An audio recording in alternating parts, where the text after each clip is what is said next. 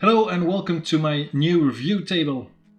This will be a review of a full scale helmet, so not a half scale. As you can see here, the size difference with the half scale next to it. And this particular piece is a replica of the GPA helmet Canadian Gilles Villeneuve wore during the 1981 Formula 1 season driving for the Scuderia Ferrari. Villeneuve wore a bell helmet before, but he switched to the French GPA brand midway through the 1979 season. This is a newly acquired piece in the collection, and I already have done some upgrades to it to make it look a bit more authentic, so we'll have a look at that in a moment. But let's start with an overall look at the helmet itself. So the GPA helmet had a pretty particular shape with this pretty noticeable black bottom part, which I'll explain in a minute. Let's just appreciate the beautiful helmet first, and these iconic colors, the black and orange colors, and the design with the arrow shape on the sides, and then the V at the back, which actually doesn't refer to the Villeneuve name, but stands for the word vitesse, which means speed in French, due to Villeneuve being a French Canadian, of course. As I said, GPA is a French brand which still exists to this day, although they seem to be concentrating more on horse riders' helmets nowadays. They provided quite some Formula 1 drivers with helmets back in the day, back in the 80s, especially the likes of Alain Prost, Niki Lauda, Nelson Piquet, René Arnoux, Didier Pironi, and of course Gilles Villeneuve were wearing the GPA brand. The helmet itself was very particular for one reason, as it had no chin straps, as you can see. It's not a mistake on the replica I have, and with the chin straps I of course mean these things that basically attaches the helmet to the head. So as you can see here on the half scale. So the GPA had a special closing, as you can see here on these bottom parts, which they call brevet or brevete, I don't know how to pronounce it correctly. So yeah, this was a GPA invention, let's say. So this particular helmet basically had a special closing, as you can see on these bottom parts, and it's basically a collar that opens up like this in two parts, and you actually had to put on the helmet as such, so like this, and put it on your helmet like that, and then close the back part first and then the front part, and as such your head was stuck in it, so in theory it wouldn't come loose anymore. So if the mechanism wouldn't release the collar for whatever reason, you had these screws on the sides which are attached to hooks inside, so you can still undo the helmet with the hooks and all. Another feature on this helmet, or something very noticeable, is the big visor. The big visor in the relatively small eye port. As you can see here how small it is compared to the visor in the eye port area. And the visor is quite special as well, as it goes into these slits on the sides of the helmet, which is actually a pretty cool feature.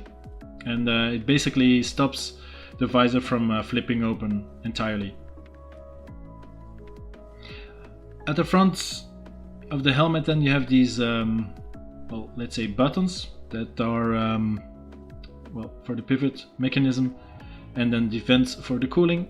And the narrow eye port has a rubber around it which sticks out quite a bit, which is very noticeable, but it was like that in real life as well. And then on top of the eye port I added this little foam, or that mousse that Gilles also used, probably for ventilation reasons, or keeping the water out. And the visor on this helmet is a new reproduction.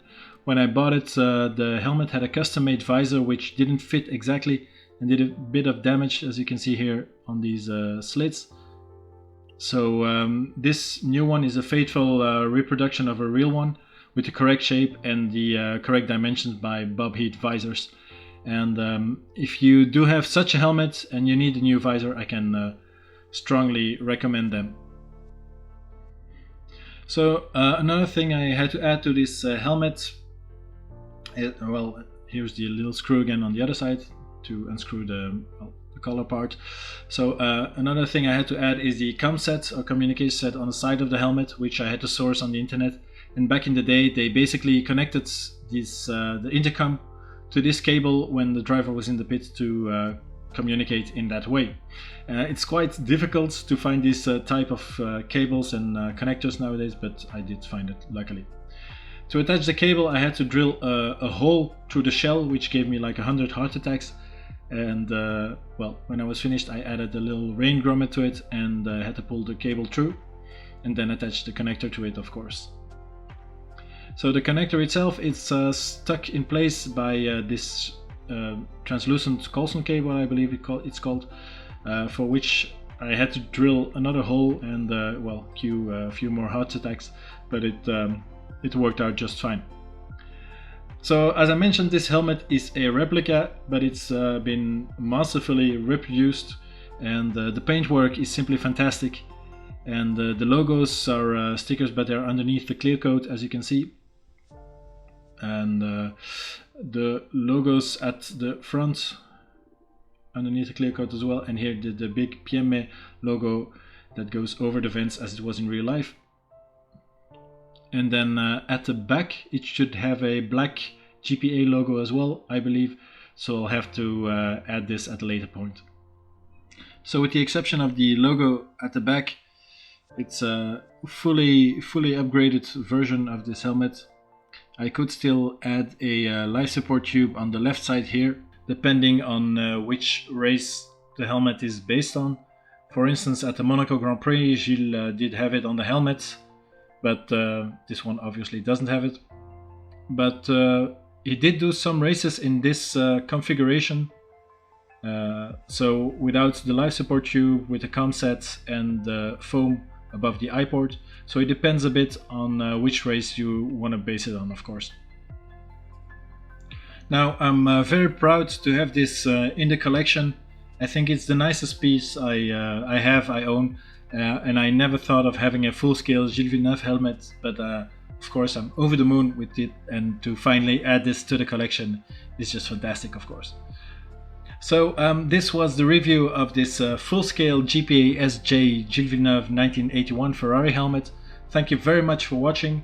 I hope you enjoyed it, and if you do like my videos, be sure to like and subscribe, and I hope to see you soon in the next one.